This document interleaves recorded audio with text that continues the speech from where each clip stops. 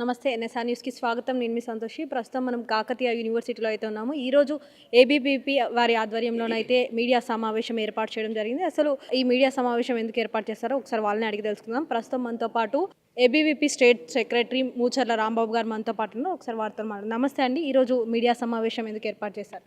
Kakatiya యూనివర్సిటీలోని auditorium ప్రాంగణంలో media సమావేశం ఏర్పాటు చేయడం జరిగింది ఏబీపీ ఆధ్వర్యంలో. ఈ నెల 22, 23వ తేదీలలో విద్యార్థి పరిషత్ ఆధ్వర్యంలో తెలంగాణ రాష్ట్ర విశ్వవిద్యాలయ విద్యార్థుల సమ్మేళనాన్ని నిర్వహించబోతున్నాం. ఈ యొక్క విశ్వవిద్యాలయ సమ్మేళనానికి తెలంగాణ రాష్ట్ర వ్యాప్తంగా ఉన్నటువంటి 17 యూనివర్సిటీల నుండి 1000 మంది విద్యార్థులు రాబోతున్నారు. దీనికి ముఖ్య అతిథిగా తెలంగాణ ఉన్నత విద్యామండలి చైర్మన్ ప్రొఫెసర్ బాలకృష్ణారెడ్డి గారు, అదేవిధంగా Kakatiya university vice chancellor Pratap Reddy గారు, అదేవిధంగా విద్యార్థి పరిషత్కి సంబంధించి అఖిల భారతీయ సహసంఘటన మంత్రి బాలకృష్ణజీ, క్షేత్ర సంఘటన మంత్రి శివకుమార్జీ, ప్రాంత ప్రముఖుడు డాక్టర్ మాసాడి బాబురావు గారు, అదేవిధంగా మిగతా నాయకులు కూడా ఉండబోతున్నారు. దీని లోపల ప్రధానంగా జాతీయ విద్యా విధానం 2020 ఏదైతే కేంద్ర ప్రభుత్వం తీసుకొచ్చిందో భారతీయతతో కూడినటువంటి ఉన్నత విద్యను ఇక్కడ ఉన్నటువంటి విద్యార్థులకు అందించాలని చెప్పేసి విద్యార్థి పరిషత్ గత 30-40 సంవత్సరాలుగా ఏదైతే ఫైట్ చేసిందో దాన్ని సాక్షాత్కరించబోతున్నాం. కాబట్టి విశ్వవిద్యాలయాల్లో కూడా దాన్ని అమలు చేయాలని చెప్పేసి ప్రధాన డిమాండ్తో దీన్ని నిర్వహించబోతున్నాం. అదేవిధంగా తెలంగాణ రాష్ట్రము నీళ్లు నిధులు నియామకాలైన ట్యాగ్ లైన్ మీద అనేక మంది విద్యార్థులు విశ్వవిద్యాలయాల వేదికగా కొట్లాడిలు, ప్రాణాలు అర్పించారు. తర్వాత మన తెలంగాణ వచ్చింది. అప్పుడు ఉన్నటువంటి పాలకులు ఎవరైతే ఉన్నారో గత 10 సంవత్సరాలు పరిపాలించిన పాలకులు ఈ యొక్క ఎస్సీ, ఎస్టీ, బీసీ, మైనార్టీ విద్యార్థులు చదువుకున్నటువంటి ఈ యొక్క విశ్వవిద్యాలయాలను వీళ్ళు బేఖాతరు చేస్తున్నారు, వీటిని నిర్వీర్యం చేస్తున్నారు, నిధులు కేటాయిస్తలేరు అని చెప్పేసి ప్రస్తుతం ముఖ్యమంత్రి గారు నాడు పీసీసీ చీఫ్ హోదాలో ప్రచారంలో చెప్పడం జరిగింది. కానీ ఇప్పటికి వారు కూడా ప్రజాప్రభుత్వాన్ని నెలకొల్పని చెప్తున్నారు. వారి యొక్క ప్రభుత్వం వచ్చి 2 సంవత్సరాలు అయిపోయింది, వాళ్ళ హనీమూన్ పీరియడ్ కూడా అయిపోయింది.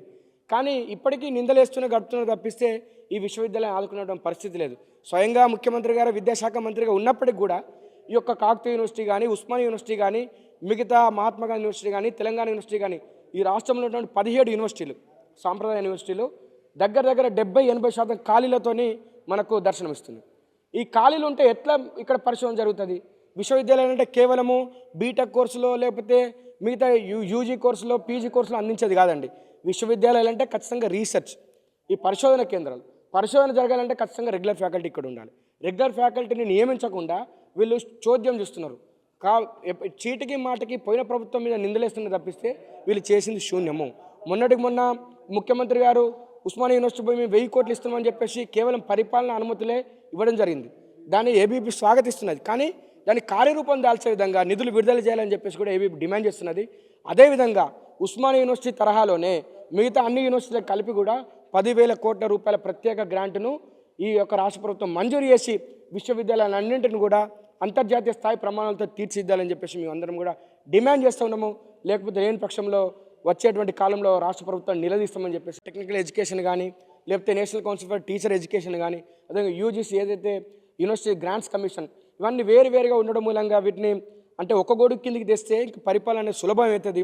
వీటి అన్నిటికీ అనుమతులు కానీ, తర్వాత వాటికి నిధులు కేటాయింపు కానీ, వాటి గుర్తింపు విషయం కానీ, వాటికి అన్ని అంటే ఇన్ఫ్రాస్ట్రక్చర్ డెవలప్మెంట్ చేసే విధానంలో కానీ, పరిశోధన కోసం నిధులు కేటాయింపు విషయంలో కానీ ఇవన్నీ ఈజీ అవుతాయని చెప్పేసి మా అఖిల భారతీయ విద్యార్థి పరిషత్ జాతీయ మహాసభలో డెహ్రాడూన్లో జరిగినటువంటి జాతీయ మహాసభలో ఒక తీర్మానం చేయడం జరిగింది. దానికి అనుకూలంగా మొన్న ఈ శీతాకాల సమావేశాలలో పార్లమెంట్లో ఒక బిల్లును తీసుకురావడం జరిగింది. అదేంటి HECI, higher education council for India అని చెప్పేసి ఒక బిల్లును తీసుకొని రావడం జరిగింది. దాని మీద కూడా ఇక్కడ చర్చ జరగబోతున్నది. కాబట్టి వీటి అన్నిటి మీద సమగ్రమైన చర్చ జరగబోతున్నది. తీర్మానం ప్రవేశపెట్టుతున్నాం కాబట్టి విద్యార్థులు కూడా వేల సంఖ్యలో ఇక్కడికి వస్తున్నారు. కాబట్టి మంచి వాతావరణం జరుగుతుంది, మంచి ప్రభావశీలమైన చర్చ జరుగుతుంది. అంటే ప్రభుత్వానికి కూడా మంచి సూచనలు చేయబోతున్నాం ఈ యొక్క సమ్మేళనం ద్వారా. కాబట్టి అందరూ కూడా దీన్ని విజయవంతం చేయాల్సిందిగా కోరుతున్నాం. కాకతీయ యూనివర్సిటీలో చూసుకున్నట్లయితే మీరు ఎలాంటి సమస్యలు ఎక్కువ గుర్తించారు? ఇటు హాస్టల్కి సంబంధించినవి కాబట్టి స్టూడెంట్స్కి. కాకతీయ యూనివర్సిటీ మెయిన్గా ఇప్పుడు మేము 50 సంవత్సరాల పండుగ చేసుకోబోతున్నాం నెక్స్ట్ ఇయర్. ఈ 50 సంవత్సరాల కాలంలో కాకతీయ యూనివర్సిటీ ప్రపంచవ్యాప్తంగా, దేశవ్యాప్తంగా కూడా అనేక మందిని విద్యాపరంగా కానీ, సాంస్కృతిక పరంగా కానీ, తర్వాత రాజకీయ పరంగా కానీ, అన్ని రకాల క్రీడాపరంగా కానీ అన్ని రకాల వాళ్ళని అందించింది. అలాంటి యూనివర్సిటీ ప్రథమ తెలంగాణ ఉద్యమం తర్వాత ఉత్తర తెలంగాణ విద్యకు దూరం అవుతున్నది. కాబట్టి ఒక యూనివర్సిటీ కావాలని చెప్పేసి అప్పుడు డిమాండ్తో దీన్ని ఏర్పాటు చేయడం జరిగింది.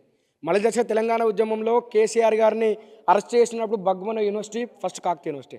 అలాంటి కాకతీయ యూనివర్సిటీ ఉద్యమాల గడ్డైన కాకతీయ యూనివర్సిటీని ఈ యొక్క రాష్ట్ర అంటే పోయిన 10 సంవత్సరాలు ఏలినటువంటి బీఆర్ఎస్ ప్రభుత్వం కానీ ఇప్పుడున్న కాంగ్రెస్ ప్రభుత్వం కానీ పట్టించుకోవట్లేదు.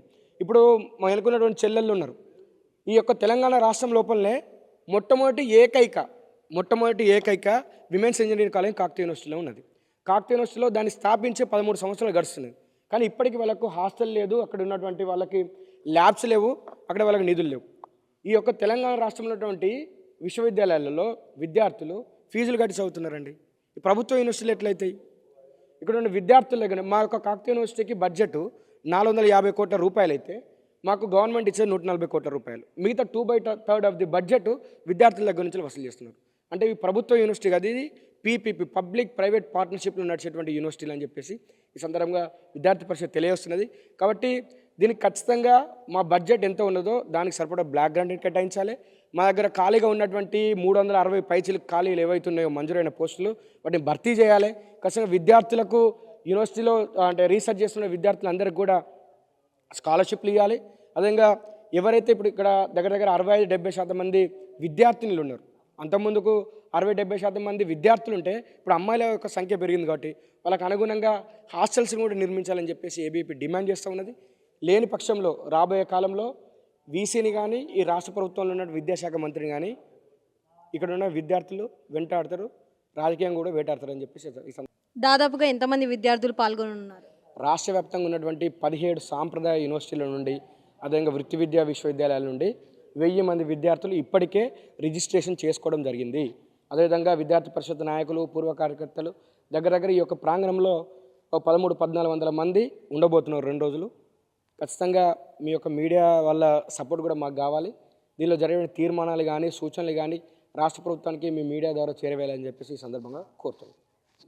సో మరి విన్నారు కదా, దాదాపుగా 13 నుంచి 1400 మంది విద్యార్థులు అయితే ఈ సమ్మేళనంలో పాల్గొన్నారంటూ కూడా ఇక్కడ ఐబీపీ వాళ్ళు అయితే చెప్పడం జరుగుతుంది. కెమెరామెన్ సంజయ్తో సంతోషి, NSN సూర్య.